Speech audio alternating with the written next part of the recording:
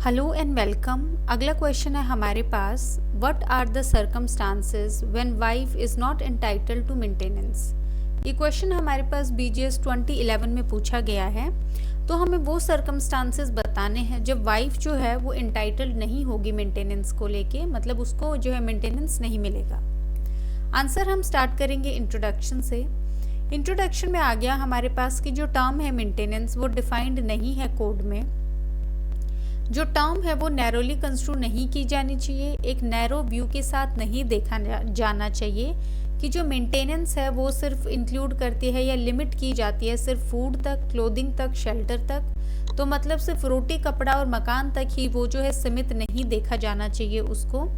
ये इंक्लूड करती है जो मीन्स है सब्सिस्टेंस के, जीने के लिए जो ज़रूरी है, सप्लाई जो है नेसेसरीज़ की, मेडिसिन हो गया आपके पास, फूड हो गया आपके पास, बाकी जितनी भी दूसरी नेसेसिटीज़ हैं, एड है, सपोर्ट है या फिर जो असिस्टेंस है जो एक पर्सन को ज़रूरत है, उसकी नीड है उसके जीने के लिए। ये वेरी करता है अकॉर्डिंग टू जो पोजीशन है या फिर स्टेटस है किसी भी पर्सन का। तो इंट्रोडक्शन में हमने थोड़ा सा मेंटेनेंस को जो है डिस्कस किया है। हर एक जो क्वेश्चन है मेंटेनेंस का उसमें हम लगभग सेम ही रखेंगे जो इंट्रो है, कंक्लूजन है। फिर आ गया ऑब्जेक्ट। जो ऑब्जेक्टिव है सेक्शन 25 जो है कोड का वो है हमारे पास। पहला आ गया जो रेमेडी है अंडर सेक्शन 125, वो स्पीडियर होगी, मतलब वो तेज़ होगी, और इकोनॉमिकल होगी, मतलब सस्ती होगी, कम पैसे में जो है जो प्रोसेस है वो हो जाएगा। देन जो रेमेडी है जो इन्फोर्स की जाती है सिविल कोर्ट्स के द्वारा, तो ये बेनिफिशियल होगी नीडी पर्सन्स के लिए, ज़रूरतमंद लोगों के लिए। इसका जो एम है ये प्रिवेंट करने के लिए है डेस्टिट्यूशन और वेग्रेंसी, जो लीड करता है जो कमीशन है क्राइम का। डेस्टिट्यूशन और वेग्रेंसी आ गया हमारे पास बेघर होना, या फिर जो बेसिकली अगर कोई भी पर्सन है जिसको कोई मेंटेनेंस नहीं मिल रहा है तो उसका जो है कमीशन जो है जो क्राइम जो है कमिट करने का, उसकी जो है मोटिव आ जाता है उसमें एक। और बहुत बार ऐसे केसेस में कपड़ा या फिर रोटी या इस टाइप की चोरी करने की भी जो है बहुत सारी वारदातें सामने आती हैं, तो ऐसे जो है क्राइम जो है ज़्यादा बढ़ जाते हैं।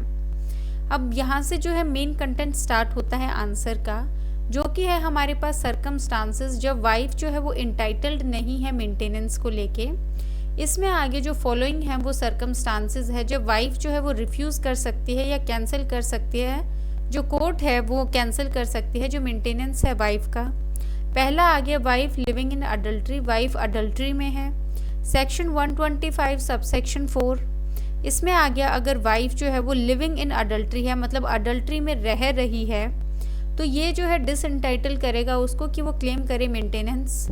ये नोट किया जाना ज़रूरी है कि एक जो सिंगल एक्ट है अडल्ट्री का वो डिसएंटाइटल नहीं करेगा वाइफ को क्लेम करने से जो मेंटेनेंस है। जो एक्सप्रेशन है हमारे पास लिविंग इन अडल्ट्री, इसका मतलब है अडल्टेरियस कोर्स ऑफ लाइफ, मतलब लगातार किसी और पार्टनर के साथ रहना अपने जो है स्पाउस के अलावा। तो ये जो है हो गया हमारे पास लिविंग इन अडल्ट्री। अगर एक बार अडल्ट्री हुई है, सिंगल एक्ट हुई है, तो वो यहाँ पे जो है ग्राउंड नहीं होगा। सेकेंड आ गया हमारे पास wife living separately without just cause, wife जो है वो सेपरेटली रह रही है अपने स्पाउस से बिना किसी जस्ट कॉज के, बिना किसी रीज़न के, सेक्शन 125 सबसेक्शन 4। इसमें आ गया वाइफ जो है वो सेपरेटली रह रही है अपने हस्बैंड से बिना किसी जस्ट कॉज के, बिना किसी जो है वैलिड रीज़न के। जो एक्सप्लेनेशन है सेक्शन 125 सबसेक्शन 3 का, वो फर्दर प्रोवाइड करता है कि जहाँ पे हस्बैंड जो है वो एक मिस्ट्रेस रख रहा है, तो ये जो है एक जस्ट ग्राउंड होगा रिफ्यूज़ करने का कि वो उसके साथ ना रहे। फिर आ गया इसमें हमारे पास वाइफ जो है वो living separately by mutual consent. Mutual consent आ गया आपसी सहमति से, हस्बैंड और वाइफ की आपसी सहमति है कि जो वाइफ है वो सेपरेटली रहेगी। यह आ गया हमारे पास सेक्शन 125 सबसेक्शन 4। अगर हस्बैंड और वाइफ जो है वो अलग अलग रह रहे हैं म्यूचुअल कंसेंट से, आपसी सहमति से, तो जो वाइफ है वो डिसएंटाइटल्ड होगी क्लेम करने से मेंटेनेंस। एक डिवोर्स्ड वाइफ जो है, मतलब एक वाइफ जिसका डिवोर्स हो चुका है, वो कवर नहीं किया जाएगा इस एक्सेप्शन में। फिर आ गया remarriage of divorced wife, section 127 subsection 3 clause A जो है, इसमें आ गया डिवोर्स्ड वाइफ दूसरी शादी कर लेती है तो जो कोर्ट है वो कैंसिल कर देगा उसका जो ऑर्डर है मेंटेनेंस का। फिफ्थ आ गया इसमें हमारे पास पेमेंट जो है डावर की। Section 127 sub section 3 close B जो है इसमें आ गया अगर वाइफ जो है वो डिवोर्स्ड है और उसने रिसीव किया है जो होल सम जो पेएबल है उसको इस डिवोर्स पे अंडर किसी पर्सनल या कस्टमरी लॉ, तो उसका जो मेंटेनेंस ऑर्डर है वो कैंसिल कर दिया जाएगा। तो इसमें आ गया अगर डिवोर्स के टाइम पे जो वाइफ है उसको एक अच्छा खासा अमाउंट मिलता है अपने हस्बैंड से डिवोर्स पे पर्सनल लॉ के अंडर, जैसे इसमें आ गया हमारे पास मुस्लिम लॉ में जो है जो डावर दिया जाता है वाइफ को जब डिवोर्स दिया जाता है उसको, तो वहाँ पे एक लमसम अमाउंट उसको मिलती है, तो उसका जो मेंटेनेंस ऑर्डर है वो कैंसिल कर दिया जाएगा। केस लॉ आ गया इसमें हमारे पास Bai Tahira versus Ali Hussain 1979 Supreme Court ने हेल्ड किया है कि जो अमाउंट है सम की जो पेएबल है किसी भी कस्टमरी या पर्सनल लॉ के अंडर वो जो है मीगर नहीं होनी चाहिए, छोटी सी अमाउंट नहीं होनी चाहिए। जो मेंटेनेंस है अंडर सेक्शन 125 कोड का वो कैंसिल कर देगा under section 127 sub section 3 close B only जब जो सम पे किया गया है कस्टमरी या फिर पर्सनल लॉ के अंडर वो रीजनेबल सब्सटीट्यूट है प्रोविजंस का फ्यूचर मेंटेनेंस के लिए। रीजनेबल सब्सटीट्यूट मतलब वो अच्छे से उसकी जगह ले रहा है और फ्यूचर मेंटेनेंस के लिए उतनी जो अमाउंट है वो काफ़ी है। फिर आ गया सिक्स्थ हमारे पास वेवर, यह आ गया सेक्शन 127 सब सेक्शन 3 और क्लोज 3C हमारे पास। इसमें आ गया अगर डिवोर्स्ड वाइफ वॉलंटरली मतलब अपनी मर्जी से वेव कर रही है, वो छोड़ रही है अपना जो राइट है क्लेम करने का मेंटेनेंस, तो ये जो मेंटेनेंस ऑर्डर है वो कैंसिल कर दिया जाएगा। सेवन्थ आ गया हमारे पास जो ऑर्डर है सिविल कोर्ट का सेक्शन 127 सब सेक्शन 2। अगर ये अपीयर करता है मजिस्ट्रेट को कि जो ऑर्डर है अंडर सेक्शन 125 जो है कोर्ट का वो कैंसिल किया जाना चाहिए pursuant to decision of civil court, मतलब सिविल कोर्ट का जो डिसीजन आया है उसके बाद अगर ऑर्डर कैंसिल होता है मजिस्ट्रेट को कि कैंसिल किया जाना चाहिए, तो ये जो है कैंसिल करेगा उसको। फिर आ गया कंक्लूजन हमारे पास। कंक्लूजन हम सेम रखेंगे कि जो मजिस्ट्रेट है फर्स्ट क्लास का वो एम्पावर्ड है कि वो ऑर्डर कर सकता है पर्सन को कि वो मंथली अलाउंस दे मेंटेनेंस के लिए।